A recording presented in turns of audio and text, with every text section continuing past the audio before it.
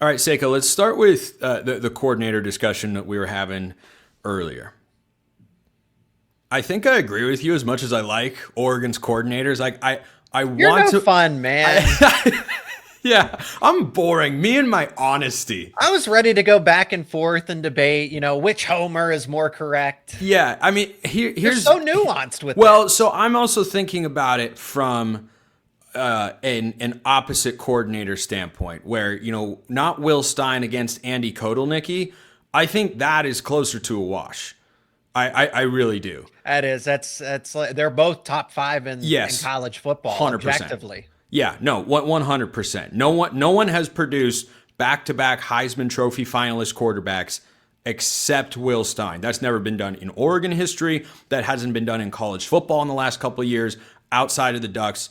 Like, there's certainly any coordinator is going to have his critics amongst the fan base. I've never been a Will Stein hater, if you will. I have always been. I don't know how you could. It's the same thing when people try to dunk on Andy Kotelnicki. Yeah, it's first world problems. That's what it comes down to. Top I 10 think for program both of these programs. Yeah, we top 10 program problems is wow, 34 points a game. What is that like?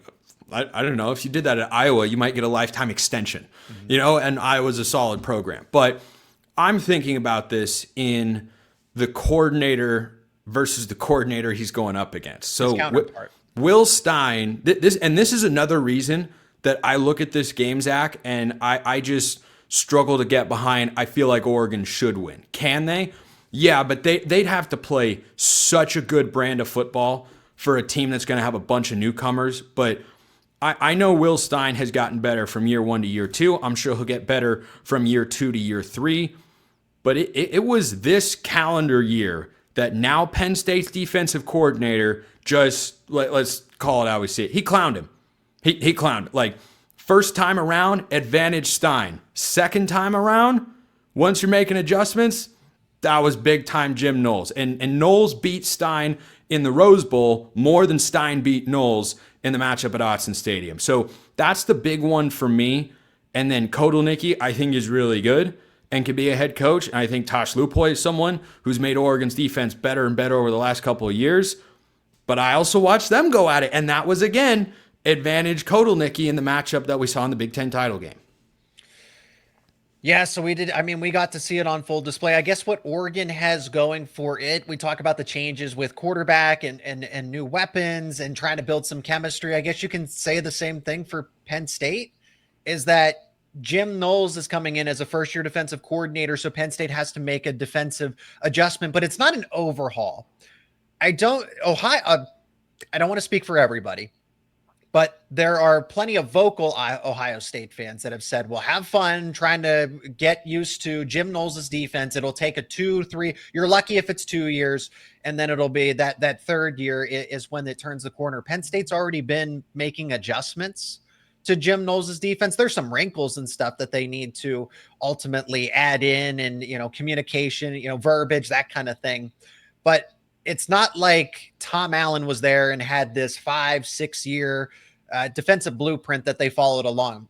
Penn State's actually been transitioning to a 4-2-5 defense from Manny Diaz into Tom Allen's system. Tom Allen's system was a 4-2-5. So you're just getting Jim Knowles's iteration of a 4-2-5. So this lag period, maybe you'll see it show up in week 4 for Penn State, game 4 for Penn State, against a very quality Oregon team.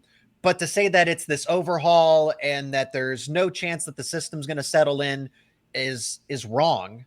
Penn State will adapt to it sooner rather than later. But how soon can they do it? And will they have that many those problems where they step on their own toes against a team that will make you pay regardless who's a quarterback and what players you're trying to build chemistry with?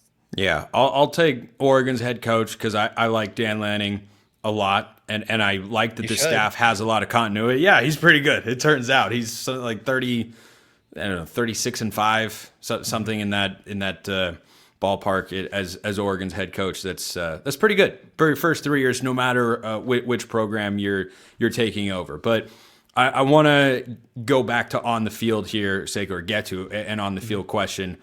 I'll throw at you what I think Oregon's greatest strength is going to be, and you tell me how capable you think Penn State is of responding to it or neutralizing it in a sense, and then you do the same with me.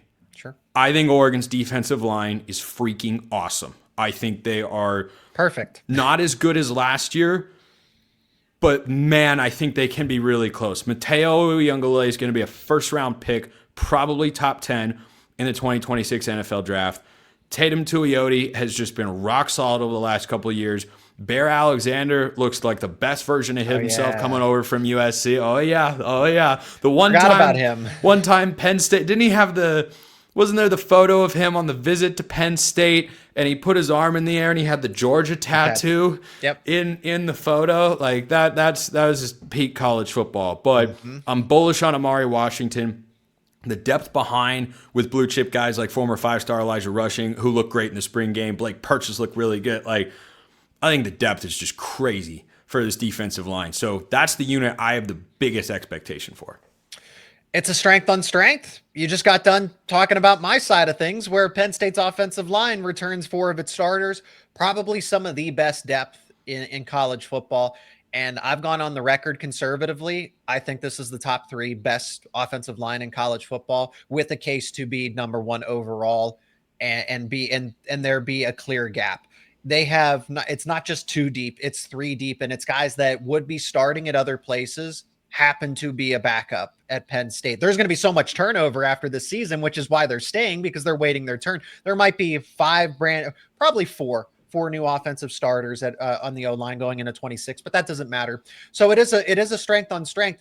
And Penn State, that was actually a matchup you and I talked about in the Big Ten championship, that, hey, Oregon's D-line is going to get after Drew Aller, and they won their respective battles, but it wasn't this dominant. Did they? Didn't really seem that way. I think they sacked him once, and the Nittany Lions ran all over the Ducks. I'm saying, well, that you beat me to my point, is that Oregon won some of its respective matchups here and there, but it wasn't the way we saw it going. That's when Penn State's offensive line actually had its breakout moment, was the Oregon Big Ten championship game. They had put it all together. They were in sync for the most part. Like I said, they lost a couple matchups here and there. Drew Aller was under pressure and just made some superhero type of plays to offset it. I mean, someone was pulling on his jersey and he threw a touchdown late in the game to kind of get it closer.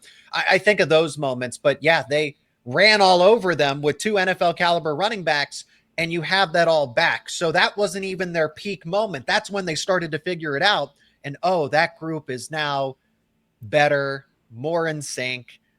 The chemistry's built. Everybody's just going to improve. So you talk about, hey, they have some change, because I think Derek Harmon's not there anymore. Nope. And he's a Pittsburgh Steeler. Yes. And another defensive tackle, if I'm not mistaken. Jordan Burch is not there, and Jamari Caldwell is not there. Burch is with the Cardinals. Caldwell's with the Chargers. Those guys were all taken in the first 3 rounds. Burch, I think, was in the 3rd. Caldwell was in the 3rd. And Harmon was in the 1st. So Penn State has its entire offensive line back, and then Drew Aller and Nicholas Singleton and Katron Allen. So there's that. Hey, that's great that Oregon's defensive line has it. That's its strength, but so is Penn State's counterpart on the offensive line. Was that the strength you were gonna toss in my direction? I was gonna say the ground game, stopping Singleton and Allen primarily. Yeah, okay. And then there's going to be probably some 3rd running back usage too. They very well might run a wishbone against Oregon, and that's when it might be I'm serious. They have so many running backs. Yeah. I have no idea how none of them transferred out. So that's what you point. Hey, Penn State's not, short on money or anything. That is true. But they didn't have their NIL situation in order either for the time being. So they've been able to at least maintain this roster in years where you would have seen some turnover and some attrition because there were other opportunities. But I think long-term that, hey, Singleton and Allen are going to move on, which means that Penn State is going to have 2 co-starting running back spots open up, whatever the case was. But it's those 2, and then they're going to run that wrinkle with Andy Kotelnicki where you're going to see a 3rd running back on the field, and whoever gets the football, good luck trying to stop them behind that offensive line.